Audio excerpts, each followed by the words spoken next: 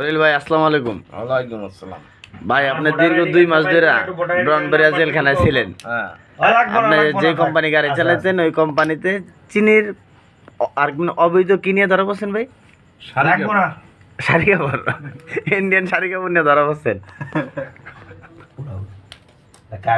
আচ্ছা ভাই, তাহলে জেলে যে ছিলেন পূর্বে 2 মাস আপনার অভিজ্ঞতার একটু বলেন ভাই। 2 মাস মানে অনেক লোক আছে জেলে যায় নাই, যারা যায় নাই তারাও যদি জানতে পারে যে আসলে জেলের ইয়াটা কি, অনুভবটা কি, কষ্টটা কি, মনের থেকে কইবেন। কষ্ট মনে করলে কষ্ট মনে করলে না করলে নাই। কিন্তু ওটা আর একটা ভার্সিটি, এটা অনেক শিক্ষার আছে, অনেক কিছু শেখা যায়, অনেক কিছু জানা যায়, নতুন কিছু অভিজ্ঞতা হয়। এদিকে তাকায়। হ্যাঁ, জেল জীবন কীরকম এটা সম্বন্ধে একটা অভিজ্ঞতা হয়, এই আর কি। আপনি দিন কাটাইছেন কিরকম, কয়টা থেকে কয়টা পর্যন্ত বাইরে থাকতে পারছিলেন? আপনার গন্তি ছিল কিরকম, সকালবেলা কয়টা দিকে উঠা লাগতো নামাজের টাইম? 5:30 4 বাজে ওঠা লাগতো, নামাজ পড়তাম ভোরবেলা।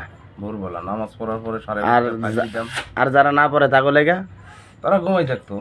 মানে ঘুমানোর জায়গা তাকে আলাদা ছিল নাকি? না, একসাথেই, মানে নামাজ পড়ানোর সময় যার বেড, নামাজ পড়ানোর সময় সব উঠে সামনে যারা যেখানে নামাজ পড়তাম ওইখানে লোকজন সরাই দিতাম। সরাই আর কি, মানে যারা নামাজ না পড়তো এগারো সরাই দিত হইতো। হ্যাঁ, আচ্ছা, তারপর নামাজ পড়তাম। আচ্ছা, তারপর আবার ঘুমান? আমি নামাজ পড়ে ওই ভাই উনি আমার একটা গেঞ্জি আর একটা 10 ফাইলা মিনিট ছিল, পরে ফাইলা পাইলে বসতো, পাইলে যাইতো আধা ঘন্টার সময়। আধা ঘন্টা পরে ছাইড়ে দিত। সারাদিন এই 12টা পর্যন্ত বাইরে থাকতে পারতাম, মানে ওই মাঠের ভিতরে। ভাই মিয়া কি অন হইবো নাকি মানে বাউন্ডারির ভিতরে? 12টার বুঝলাম না।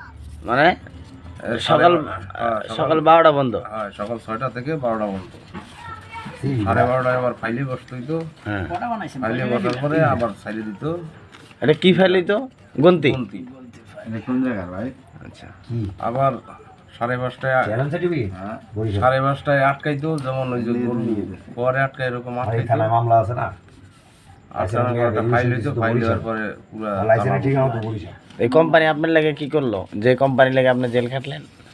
কোম্পানি অনেক কিছুই করছে। আবার কোম্পানি যাক মোটামুটি হেল্প করছে, হেল্প না করলে আমি বাইরে দিতে পারতাম না। কি এখন আপনার কোম্পানির কাছে কি প্রত্যাশা করেন? মুলাদি যাওয়া লাগে না, এখন আমার একটা ভালো একটা গাড়ি নির্গঞ্জ পার হইছে। চালাই টালাই আমার সংসার বাঁচে। আর কিছু না। কোম্পানির কাছে এটুকুই চাওয়া। আর আপনার মামলাটা যদি তারা দেখে? মামলা তারা দেখে, এই আর কি। এমনি আর কোনো দাবি দেওয়া তাদের প্রতি আমার মাল নাই, কারণ খরচ ছবি আছে কিন্তু প্রচুর কর্মজীবনে অনেক দুঃখ কষ্ট হয়েই থাকে, এটা নিয়ে মনে কিছু করার নাই। এই ছবি যখন তুলি যে চাকরি করছি, পুরা মাল কোম্পানির জন্য জেল করছে, এটা নিয়ে কোনো আফসোস নাই। এখন আফসোস একটাই যে 1.5 মাস 2 মাস বাইরে এসে আসছি, কোম্পানিতে জয়েন দিচ্ছি, গাড়ি কিন্তু যেমন আমায় কয় যাবে না লোকাল করতে পারতেছি না। বয়স হয়ে গেছে, লোকালের সমস্যা। এখন আমার একটাই প্রত্যাশা, একটা গাড়ি, ভালো একটা গাড়ি, ভালো টিপ, ভালো চলাফেরা, এই আর কি, আর কিছু নাই।